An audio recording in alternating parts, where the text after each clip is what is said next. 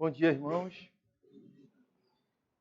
Vamos ficar de pé e abrir a palavra do Senhor em 1 Tessalonicenses,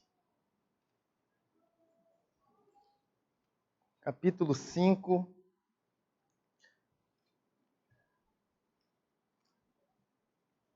Eu vou ler do verso 1 a 11, mas a exposição bíblica de hoje vai ser desde o versículo 4 até o 11. Mas eu vou ler de 1 ao 11. 1 Tessalonicenses, capítulo 5, verso 1 ao 11, diz assim a palavra bendita do Senhor. Irmãos, relativamente aos tempos e às épocas, não há necessidade que eu vos escreva, pois vós mesmos estáis inteirados com precisão de que o dia do Senhor vem como ladrão de noite. Quando andarem dizendo paz e segurança, eis que lhes sobrevirá repentina destruição, como vem as dores de parto a que está para dar à luz, e de nenhum modo escaparão. Mas vós, irmãos, não estáis em trevas, para que esse dia, como ladrão, vos apanhe de surpresa. Porquanto vós todos sois filhos da luz e filhos do dia. Nós não somos da noite, nem das trevas. Assim, pois, não durmamos como os demais. Pelo contrário, vigiemos e sejamos sóbrios. Ora, os que dormem, dormem de noite, e os que se embriagam, é de noite que se embriagam. Nós, porém, que somos do dia, sejamos sóbrios, vestindo-nos da couraça da fé e do amor, e tomando como capacete a esperança da salvação. Porque Deus não nos destinou para a ira, mas para alcançar a salvação mediante nosso Senhor Jesus Cristo, que morreu por nós para que, quer vigiemos, quer durmamos, vivamos em união com Ele. Consolai-vos, pois, uns aos outros, e edificai-vos reciprocamente, como também estáis fazendo. Os irmãos podem sentar e vamos orar. Sentado mesmo. Bendito és tu, Senhor Deus, Deus de Abraão, Isaque e Jacó. Deus Todo-Poderoso, Deus onipotente, onisciente e onipresente. Louvado seja o teu nome pelo dia do Senhor. Nós estamos com um coração ardente de aprender mais do Senhor. Queremos, Senhor Deus, a cada dia estarmos preparados para a tua vinda. Uma vez que o Evangelho nos alcançou, agora nós temos responsabilidade, Senhor Deus, de vivermos vigilantes, vivermos com uma conduta moral digna do teu Evangelho. Somente assim, Senhor Deus, em Cristo Jesus, nós podemos dizer que estamos ansiosos para a tua vinda. Ó, Senhor Deus, perdoa os nossos pecados, se nós não estamos vivendo dessa forma, não estamos nos preparando para o dia do Senhor. Por favor, Senhor Deus, perdoa os nossos pecados. Me ajuda, Senhor Deus, na exposição da tua palavra. Sabemos que é muito difícil. Eu sou limitado, Senhor Deus. Me faz como instrumento para a honra e a glória do teu nome, e que a tua palavra seja pregada com humildade, na dependência do teu Espírito Santo, para o bem do teu povo, Senhor Deus. para o bem da igreja e para que os irmãos saiam hoje daqui dizendo: hoje eu estou preparado para o dia do Senhor. E Ele vem com poder e glória para resgatar a sua igreja, para trazer a sua salvação por completo, Senhor Deus. Perdoa, Senhor, nossos pecados e nos ajude, Senhor Deus, na exposição da Tua palavra. Que ela vem do alto. Que nós possamos aceitar como palavra Sua, verdadeira, única, inerrante, infalível. Assim oramos com o perdão dos nossos pecados. Em nome de Jesus. Amém.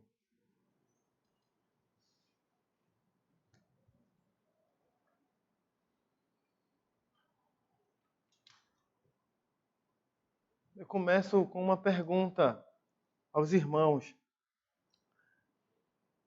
Vocês estão, ou nós estamos nos preparando para a vinda do Senhor Jesus? Nós estamos com o coração a cada dia desejando que o Senhor volte e resgate a sua igreja?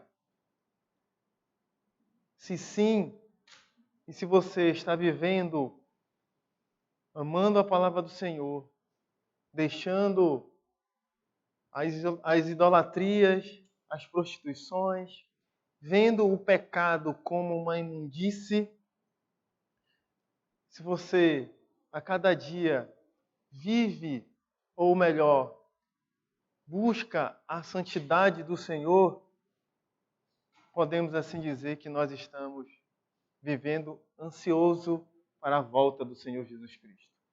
Caso contrário, se você busca os milagres, as bênçãos, se você vive de qualquer forma sem amar a palavra do Senhor, somente com uma formalidade, se você vive assim, olhando o pecado como uma atração para a sua carne, para o seu desejo carnal, e você é simplesmente um religioso, não peça para o Senhor vir agora.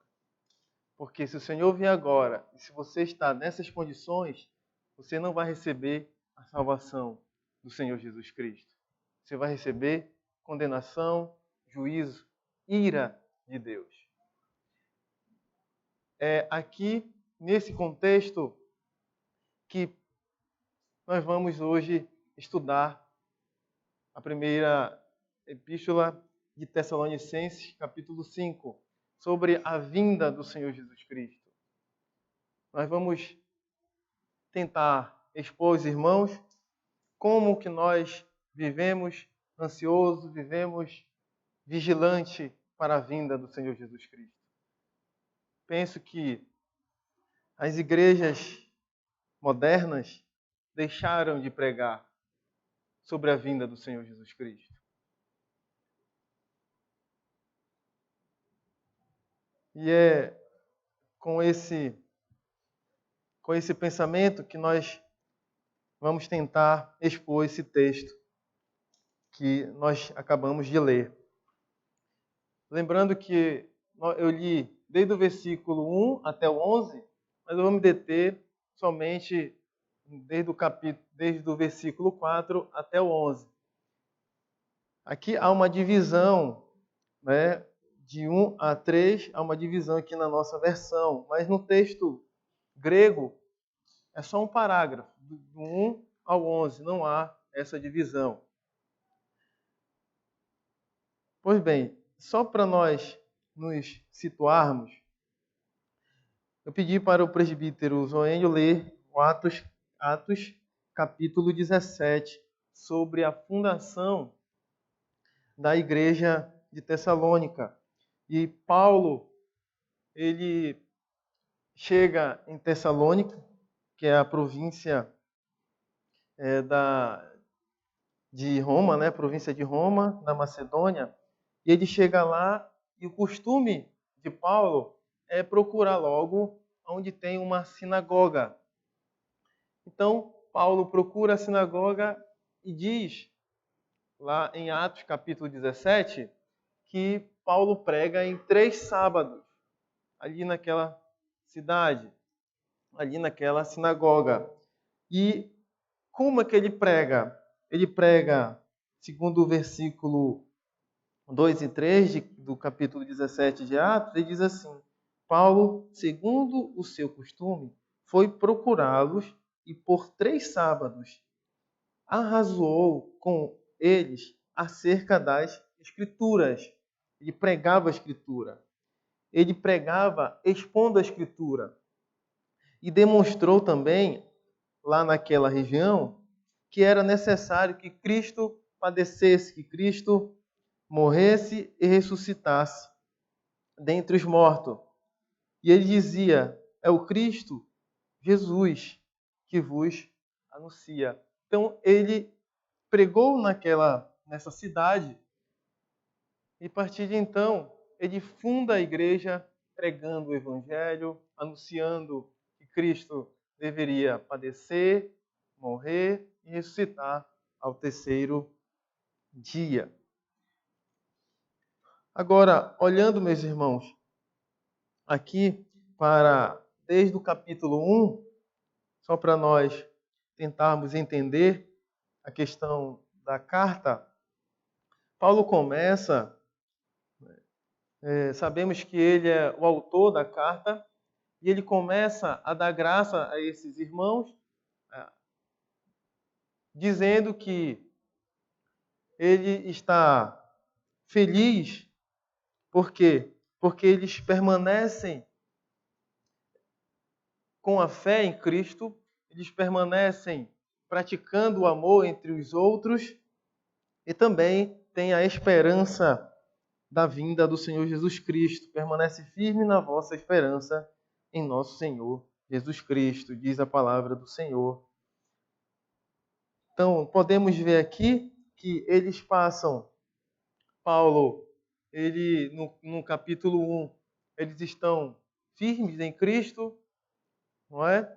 Já no capítulo 2, nós podemos ver aqui, Paulo, ele começa a dizer que esses irmãos devem permanecer, né, em Cristo, e também ele passa a defender a sua autoridade, porque me parece que ele está sendo atacado por alguns judeus sobre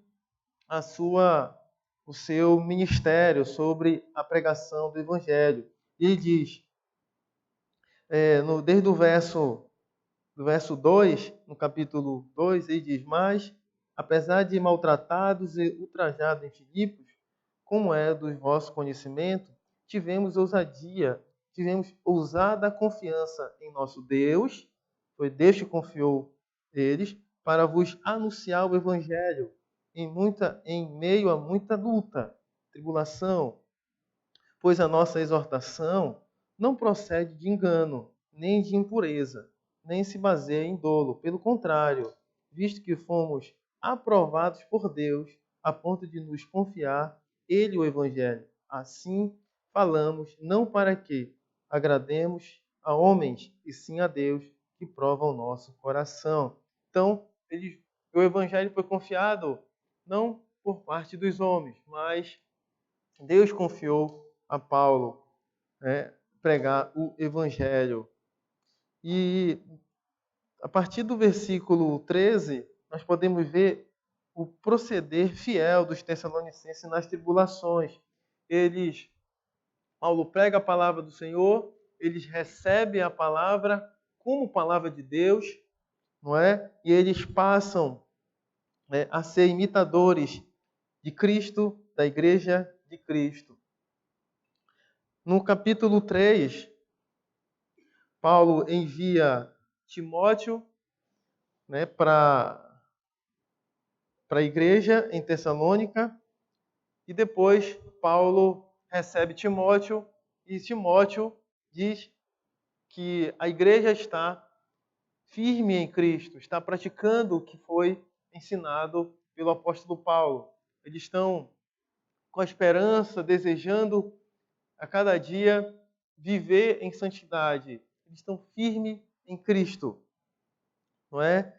Já no capítulo 4, Paulo exorta sobre também que os irmãos devem viver em santidade. No versículo 13, já do capítulo 4, Paulo já vai tratar aqui da vinda do Senhor Jesus Cristo, não é?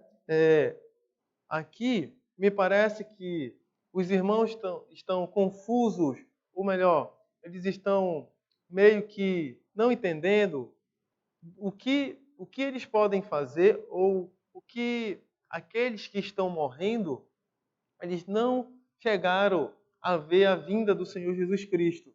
Então, eles estão meio confusos. Esses que morreram, eles não viram a vinda do Senhor Jesus Cristo. O Senhor Jesus Cristo ainda não voltou.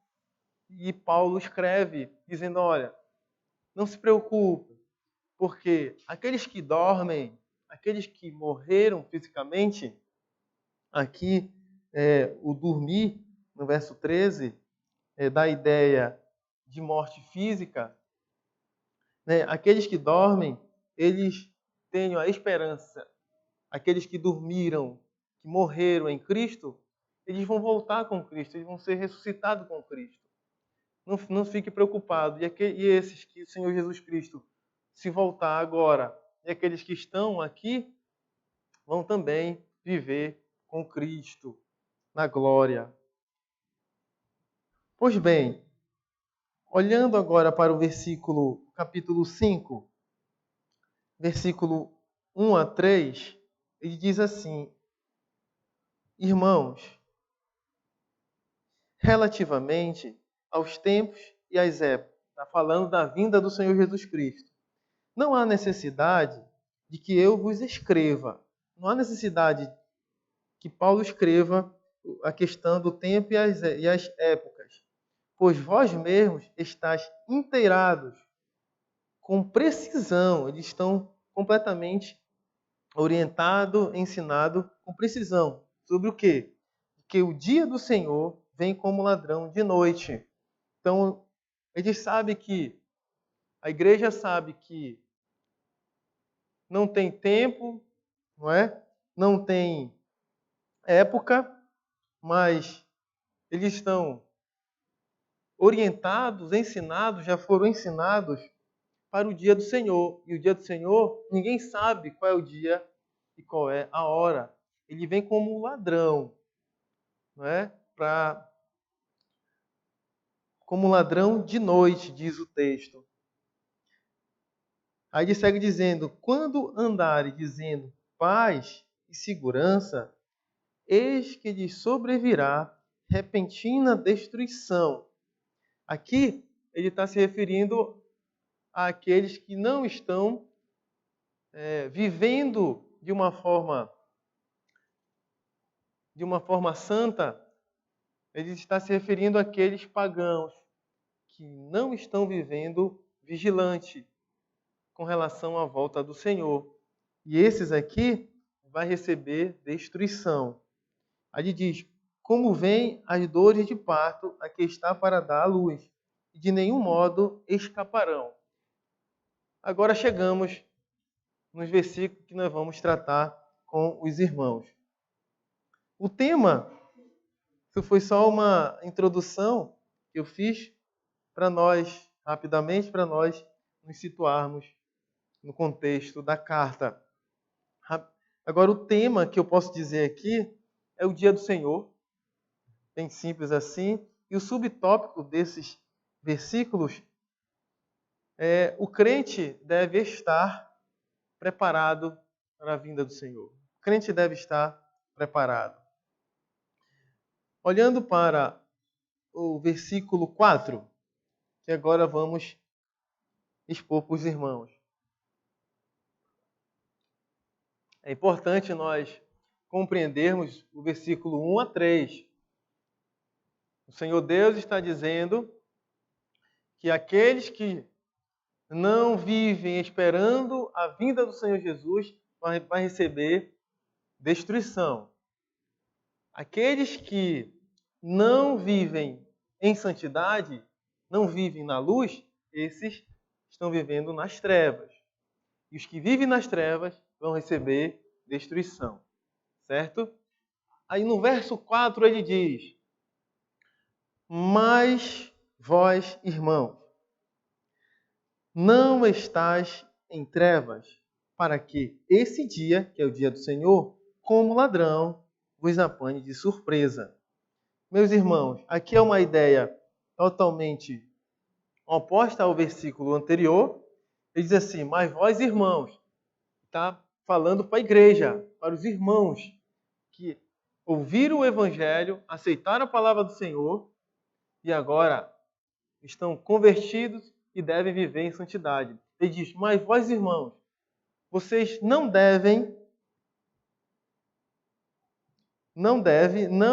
estáis em trevas. Esses irmãos não devem estar em trevas. Mas, meus irmãos, aqui todos nós já sabemos que nós, uma vez alcançados pelo Evangelho, nós não devemos viver em trevas, não é verdade? Mas o que Paulo tem em mente para a igreja de Tessalônica, o que é não andar em trevas, o que é não estar em trevas?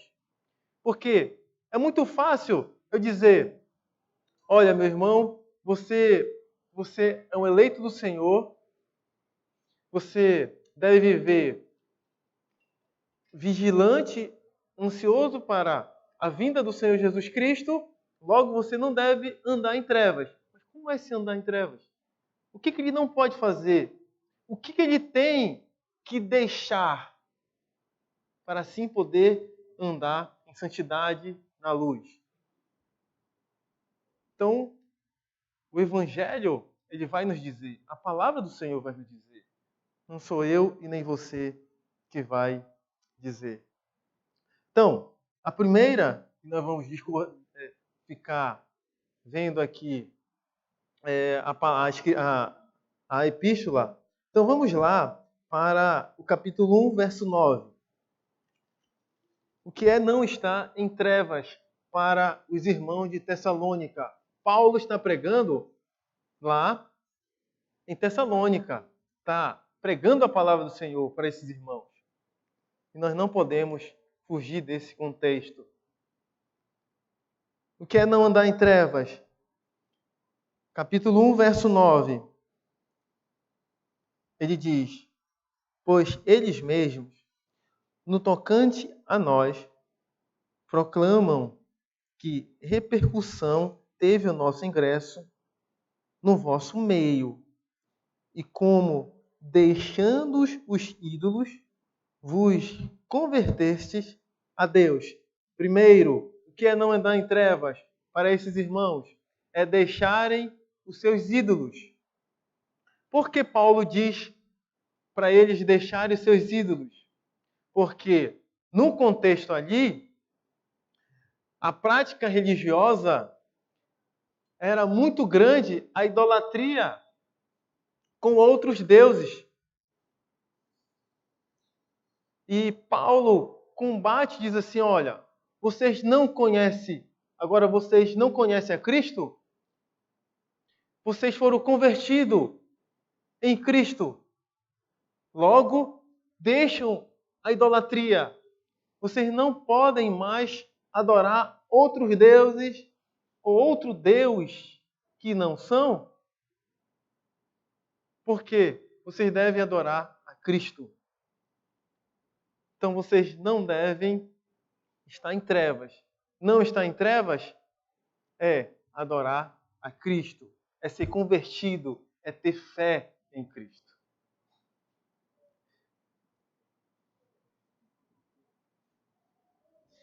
No capítulo 4, vamos para o capítulo 4, estamos vendo que é não estar em trevas. No capítulo 4, verso 3, diz assim, a palavra do Senhor: pois Esta é a vontade de Deus, a vossa santificação, que vos abstenhais da prostituição, que eles devem estar afastados da imoralidade sexual. Eles devem deixar a imoralidade sexual. E aqui, meus irmãos, por que Paulo diz para eles isso? Porque na época, o sexo era extremamente ligado à prática religiosa pagã. Eles tinham a prática sexual tendo em vista a adoração aos seus deuses. É uma prática pagã, uma prática imoral, né? Então, Paulo combate isso. Olha, vocês não devem mais viver em trevas. Vocês não devem mais viver praticando a imoralidade sexual. Hoje, meus irmãos, o que poderíamos dizer que é a imoralidade sexual? O que podemos combater? Uma das imoralidades sexual que tem já a igreja aceitando casais, homem com homem, mulher com mulher. Isso é uma imoralidade sexual. Isso é viver em trevas. Não é? Então, Paulo está combatendo, na época, essa imoralidade sexual. Por isso que ele diz, vocês não devem viver em trevas, vivendo, praticando a imoralidade sexual. Vocês devem deixar, uma vez que são convertidos ao Evangelho. Deve estar afastado. E no verso 4 ele continua dizendo que cada um de vós saiba possuir o próprio corpo em santidade e honra, não com o desejo de lascívia, paixão carnal. Vocês devem deixar as paixões carnais, os desejos carnais, como os gentios que não conhecem a Deus. Verso 6. E que nesta matéria, neste assunto, ninguém ofenda, desrespeite, ninguém oprime, nem defraude, nem engana a seu irmão. Então, aqueles que andam em trevas praticam a idolatria, praticam a imoralidade sexual. E além do mais, oprime o seu irmão, desrespeita o seu irmão e engana o seu irmão. Meus irmãos, nós não podemos fazer isso. Se eu e você, nós desrespeitamos os nossos irmãos, nós enganamos os nossos irmãos, se temos uma conduta dessa, nós estamos em trevas. Então você não pode, eu e você, nós não podemos dizer que nós estamos andando ansioso para o Senhor Jesus Cristo vir. Por quê? Porque ainda nós estamos em trevas. Esses aqui que vivem dessa forma estão em trevas ainda. Eles devem deixar. Por isso que Paulo diz, mas vós, irmãos, são irmãos em Cristo. Ele diz, mas vós, irmãos, não estáis em trevas. Vocês não estão em trevas. Vocês não devem viver adorando outros deuses, praticando a imoralidade sexual, enganando os irmãos, oprimindo os irmãos. Sabe por quê? Aí ele diz, para quê? Segue o verso. Para quê? O dia, para que esse dia, como ladrão, o dia do Senhor, como ladrão, vos apanhe de surpresa. Meus irmãos, aqui é importante nós atentarmos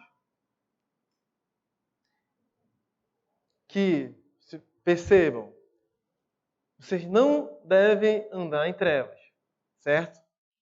diz a palavra do Senhor. Por quê? Ele diz, para quê? Para que o dia do Senhor não venha como ladrão e pegue você de surpresa. Essa aqui é uma metáfora que Paulo está usando de que se você anda em trevas, se você anda fazendo o que o Senhor não ordena em sua palavra, não peça, como já disse, não peça para o Senhor vir, porque ele vem como ladrão. E o ladrão, vocês acham que o ladrão traz coisas boas ou coisas más? O ladrão vem para fazer o mal. Então, se ainda você vive em trevas, você não pode aguardar, dizer que está aguardando a vinda do Senhor. Porque se o dia o Senhor, quando o Senhor vier, você vai receber o mal, o juízo de Deus. Mas vós, irmãos, vocês não vivem mais em trevas. E o dia do Senhor é dia de glória para aqueles que estão em Cristo Jesus.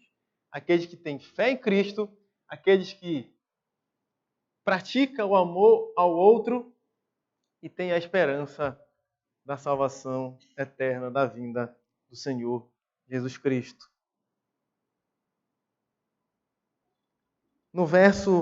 Continuando, no verso 5, ele diz, porquanto, isto é, porque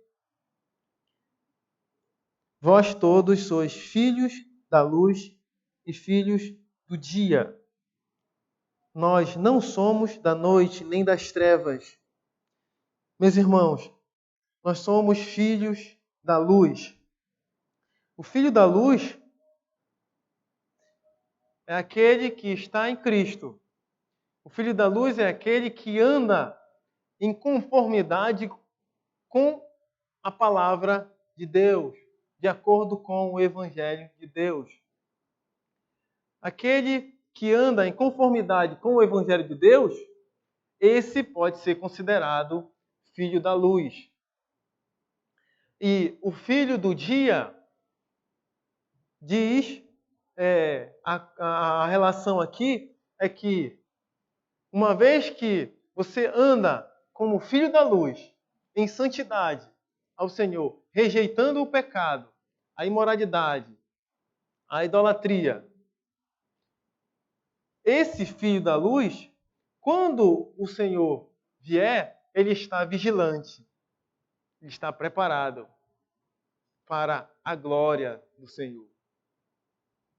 Esse, ao contrário daqueles que andam em trevas, que vão receber condenação, esses estão recebendo graça do Senhor Jesus, recebendo a salvação eterna por completa. E ele diz, não somos da noite, nem das trevas. Como já disse, aqui, aquele que não é da noite e nem das trevas, recebe a vida eterna. Aqueles que são da noite e das trevas, esses vão receber condenação, inferno. Por quê? Porque eles não estão preparados para a vinda do Senhor Jesus Cristo. Ele segue dizendo no verso 6, assim, pois, não durmamos como os demais. Pelo contrário, vigiemos e sejamos sóbrios. Aqui, meus irmãos, a questão de não dormir, né, tem o sentido aqui de um sono, daquele que adormeceu. Mas o sentido mais espiritual é que é o sono moral. Ele diz, assim pois, não durmamos como os demais, né? Nós não temos que estar vivendo em um sono, em uma depravação moral com relação à sua conduta. Por quê? Porque é assim que os demais, é assim que os pagãos vivem. Eles vivem como um sono. Eles dormem durante o dia. Isto é, eles estão andando, eles estão vivendo, mas a sua conduta, as suas práticas, elas são práticas abomináveis diante do Senhor. É assim que os demais vivem. Então, aquele que vai ao shopping, faz as suas compras, aquele que vai para o show gospel, aquele que vai para a igreja em busca de milagres, de bênçãos, esses aqui, meus irmãos, esses estão dormindo. Por quê? Porque eles não estão em Cristo. Eles vivem dessa forma com vista a buscar os seus desejos carnais, seus prazeres carnais.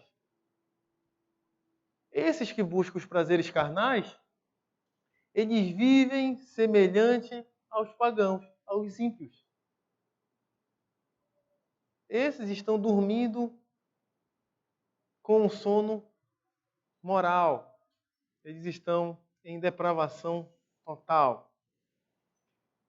Então, meus irmãos, aqui, quando Paulo diz, assim, pois, não durmamos como os demais, aí diz, pelo contrário, vigiemos e sejamos sóbrios. O vigiar aqui, meu irmão, é estar em prontidão para a vinda, para a parousia do Senhor Jesus Cristo, que pode ocorrer a qualquer momento. A vigilância cristã inclui em um comportamento digno do Evangelho, isto é, de acordo com a palavra do Senhor Deus. Sendo assim, o crente está pronto para a vinda do Senhor Jesus. Ele não vai se pego de surpresa. A vigilância aqui, entendam, meus irmãos, isso é importante, é viver de acordo com os princípios de Deus. A figura aqui é de um soldado, de que ele está vigilante, né? Mas preparado. Tem aqueles que estão ali como soldado, mas não estão como vigilante, preparado para a vinda de alguém ou a vinda de seu rei. Vigilante, repetindo, é estar em intimidade com o Senhor, é viver em conformidade com os princípios bíblicos, é amar a palavra do Senhor, é obedecer a palavra do Senhor. Nós obedecemos a palavra do Senhor, nós aceitamos a palavra de Deus como é de Deus mesmo. Eu lembro que no seminário tinha uma colega lá que ela dizia assim, Paulo é muito machista, não aceitava. Paulo foi inspirado pelo Espírito Santo. A palavra, quando Paulo está pregando, ele prega não palavras de homem, mas sim de Deus. Devemos aceitar a palavra do Senhor, sermos vigilantes, sóbrios, ter o domínio próprio. Meus irmãos, no verso 7, ele diz, ora, os que dormem, dormem de noite, e os que se embriagam, é de noite que se embriagam. Aqui no verso 7 a linguagem é mesmo comum, aqui é uma discussão dos estudiosos, mas eu vou tendenciar aqui uma linguagem comum. Aqueles que dormem, nós dormimos à noite. Aqueles que se embriagam, que buscam seus prazeres carnais, se embriagam à noite, vagam pelas trevas. E no verso 8, ele segue: Nós, porém, que somos do dia, sejamos sóbrios, revestidos da couraça da fé e do amor, e tomando como capacete a esperança da salvação. A metáfora aqui que Paulo usa é de um soldado que está preparado para a vinda de alguém, tanto para uma batalha, quanto para a chegada do seu rei. Esse soldado, ele está preparado para a chegada de alguém ou de seu rei. Não é? Essa é a figura, essa é a metáfora que Paulo usa, essa linguagem aqui. Quando ele diz, a couraça é parte de uma armadura. A couraça ela vai proteger aqui tanto o peitoral como algumas também protege a sua costa, não é? E a couraça da fé que ele está dizendo aqui significa que nós devemos estar revestidos de Cristo. Nós devemos estar revestidos de Cristo. A pergunta, meus irmãos, que nós também podemos fazer é como é que nós devemos estar revestidos de Cristo? Lembra que nós deixamos a idolatria, deixamos a prostituição, a imoralidade sexual, não é? Nós somos agora filhos da luz, vivemos vigilantes. Vigilante é obedecer à palavra do Senhor, é andar de acordo com a palavra do Senhor. Agora, nós devemos estar revestido de fé, revestido de Cristo. E o que é estar revestido de Cristo? O que é estar com a couraça da fé? A palavra do Senhor, ela nos ensina e nos diz o que é. No capítulo 2, verso 13 e 14, capítulo 2, verso 13 e 14, ele diz assim: outra razão ainda temos nós para incessantemente dar graças a Deus. É que, tendo vós recebido a palavra que de nós ouviste, que é de Deus, acolheste não como palavra de homens, e sim como, em verdade, é a palavra de Deus. Então, o primeiro ponto aqui, que nós podemos estar revestido de Cristo, cheio de fé em Cristo Jesus, primeira coisa, receber a palavra de Deus. Como é a palavra de Deus? Como já falei, tem pessoas que querem criticar, que querem dizer que Paulo é machista ou Pedro é isso e aquilo. Não aceita a palavra de Deus. Primeiro ponto, para que eu e você estejamos revestidos de Cristo, é aceitar a sua palavra. E aceitar a sua palavra é amar a sua palavra, é viver a sua palavra. Isso é estar revestido de Cristo, diz a palavra de Deus. Segue dizendo, a qual, com efeito, está operando eficazmente em vós, os que credes. Verso 14. Tanto é assim, irmãos, que vos tornaste imitadores das igrejas de Deus. Vocês devem receber a palavra do Senhor, a partir de então, ser imitadores de Deus, imitadores da igreja de Deus. Não é? Existente na Judéia em Cristo Jesus. Porque também padeceste. Vocês recebem a palavra do Senhor, vocês passam a seguir Cristo, a resplandecer Cristo, e agora, meus irmãos, vocês vão passar a padecer por Cristo, a sofrer por Cristo. Olha o quanto é prazeroso conhecer o Senhor, porque nos protege dos ensinamentos mundanos.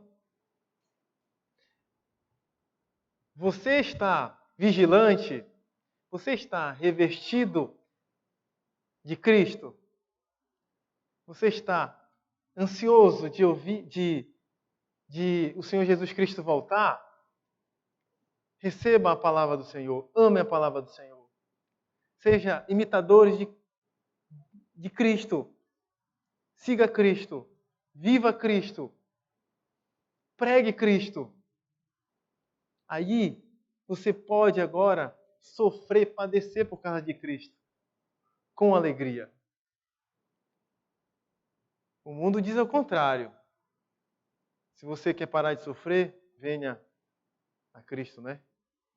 Mas o Senhor nos exorta que esse ensinamento não é bíblico. E esse que vem para Cristo, e você vai parar de sofrer, meus irmãos, você não está vivendo vigilante, vivendo ansioso para o Senhor Jesus voltar. Se você pede que Jesus Cristo volte, você está pedindo condenação. Vamos para o capítulo 1, versículos 6 e 8. Lembra o que é a couraça da fé, revestido de Cristo. Capítulo 1, verso 6. Com efeito, vos tornaste imitadores nosso e do Senhor. Devemos nos tornar imitadores de Cristo, tendo recebido a palavra, posto que, em meio de muita tribulação, muita perseguição, com alegria do Espírito Santo, você passa a ser imitador de Cristo, você passa a receber a palavra do Senhor em meio a muitas tribulações, perseguições e ainda mais, diante dessas perseguições, com alegria do Espírito de Deus. De sorte que vos tornaste o modelo para todos os crentes da Macedônia e da Acaia, porque de vós repercutiu a palavra do Senhor, não só na Macedônia e Acaia, mas também por toda parte se divulgou a vossa fé. Você deve ter fé em Cristo também, com Deus, a tal ponto de não termos necessidade de acrescentar coisa alguma. Isso é revertir de Cristo.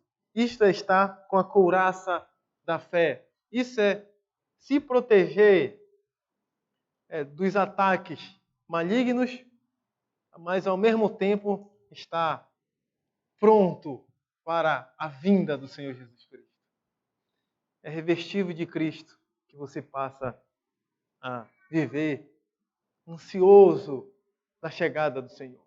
E uma vez que você está revestido de Cristo, você passa a amar o seu próximo. É isso que Paulo, no capítulo 4, verso 9, ele diz sobre o amor fraternal. No tocante ao amor fraternal, não há necessidade que eu vos escreva, porquanto vós mesmos estáis por Deus instruídos que deveis amar uns aos outros. Devemos amar uns aos outros, meus irmãos. Aqui e ali nós estamos aprendendo e o Senhor Jesus Cristo nos exorta que devemos amar uns aos outros, devemos amar os irmãos. Isso também é viver revertido a Cristo. Isso também é viver ansioso para a volta do Senhor Jesus. Devemos amar uns aos outros. E o capacete, a esperança da salvação. O capacete, nós sabemos que é uma proteção na cabeça, não é? E a esperança da salvação, Paulo está aqui encorajando os irmãos a continuarem vigilantes, obedecendo a palavra de Deus até a volta de Cristo. Não é obedecer a palavra de Deus nos domingos. É até a volta de Cristo. É até, como o pastor Armando diz, né? Até o final. Até Cristo voltar ou até a nossa morte. Verso 9. Ele segue dizendo, porque Deus não nos destinou para a ira, mas para alcançar a salvação mediante nosso Senhor Jesus Cristo, que morreu por nós, para que, quer vivemos, quer durmamos, vivamos em união com Ele, com Cristo. Consolai-vos, pois, uns aos outros, e edificai-vos reciprocamente, como também estás fazendo. Meus irmãos, no verso 9 ao 11, você percebe no verso 9 que o Senhor Deus, Ele não nos destinou para a ira. Logo, então nós podemos aqui pensar de que a salvação, ela é uma ação de Deus nesse homem. Então, uma vez que o Senhor Deus age em nós para a salvação, e nos tornamos filho da luz, filho de Cristo, isso nos consiste, meus irmãos, a libertação do temor da ira de Deus na sua volta. Então, nesse sentido, nós temos a responsabilidade de sermos vigilantes e sóbrios, com vista de adquirir a salvação em Cristo. Você percebe que Deus não nos destinou à ira, mas sim, Ele nos destinou para a salvação. Isso não significa que nós devemos viver em trevas. Isso não significa que nós vamos viver de qualquer forma, sem santidade. Pelo contrário, pesa em nós. Por quê? Porque nós agora, uma vez alcançado pelo Evangelho, sabendo que Deus não nos destinou para a ira, para a condenação, para as trevas, nós agora devemos e temos que viver de modo digno do Evangelho. Santo. Você percebe que o Senhor Deus, aqui Ele nos exorta a viver de modo santo. Por quê? Porque é aquele que vive amando a sua palavra, aquele que vive com uma conduta exemplar, padrão, sendo modelo para outros em Cristo Jesus, esse vive vigilante e anseia pela volta do Senhor Jesus. Esse pode pedir para o Senhor Jesus voltar, porque ele vai receber salvação, não ira. Deus não nos destinou para a ira. A morte de Jesus Cristo nos fez estarmos vivendo unidos com Ele. Logo somos salvos por Cristo, não é? E a ira de Deus não nos alcança. E no final do verso 11, Paulo ele elogia essa igreja. No versículo 11 diz assim: Consolai-vos, pois, uns aos outros, e edificais reciprocamente, como também estáis fazendo. Esses irmãos em Tessalônica estão vivendo em santidade, estão vivendo com fé em Cristo, amando os irmãos, praticando o amor e tendo a esperança. Não aqui, não somente nessa terra, mas a esperança em Cristo, de ver Cristo voltar e viver para a honra e a glória do Senhor Jesus. Esses irmãos estão recebendo elogio de Paulo, porque eles estão vivendo na luz, como filho da luz. Lições, meus irmãos. A primeira lição é que viver esperando o Senhor Jesus, ansiosamente, é viver em obediência à tua palavra, à sua palavra. É deixando as paixões, é deixando as adorações, as prostituições, os seus desejos carnais. Você não pode colocar o Senhor Jesus Cristo como Em segundo lugar, em sua vida, você deve buscar o Senhor cada dia em primeiro lugar, obedecendo a sua palavra, praticando os mandamentos do Senhor, vivendo em santidade. Assim você vive ansioso para a vinda do Senhor Jesus. Devemos viver em fé em Cristo, pois é por meio de Cristo que adquirimos a salvação.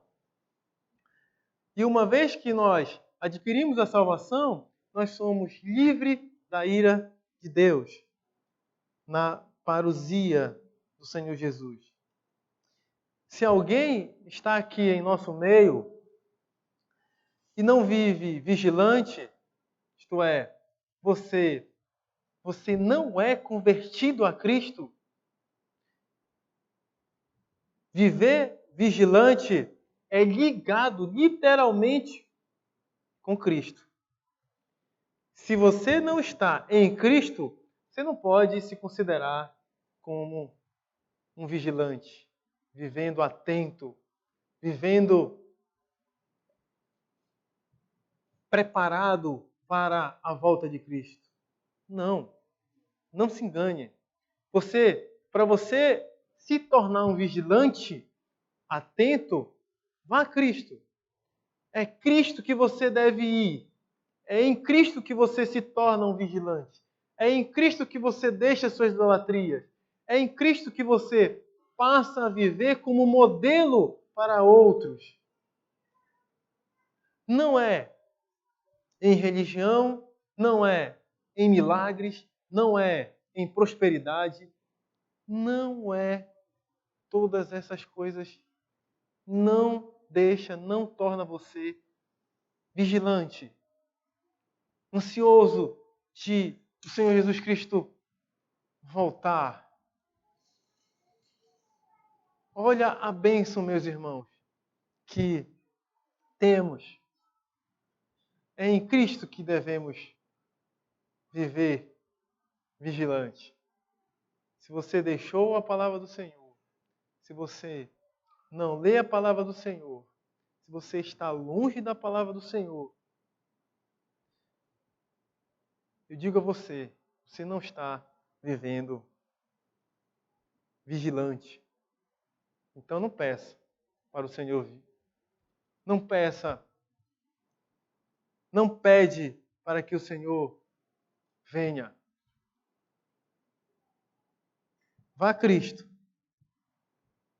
Se converte a Cristo. E assim você passa a viver de modo digno do Evangelho, vigilante. Aí assim nós podemos orar. Ó Senhor Jesus, venha logo resgatar a sua igreja. Vamos orar. Senhor, nós bendizemos o Teu nome. Eu penso que mais uma vez nós pecamos contra o Senhor. Nós temos o sono como os demais, como os pagãos, como os ímpios.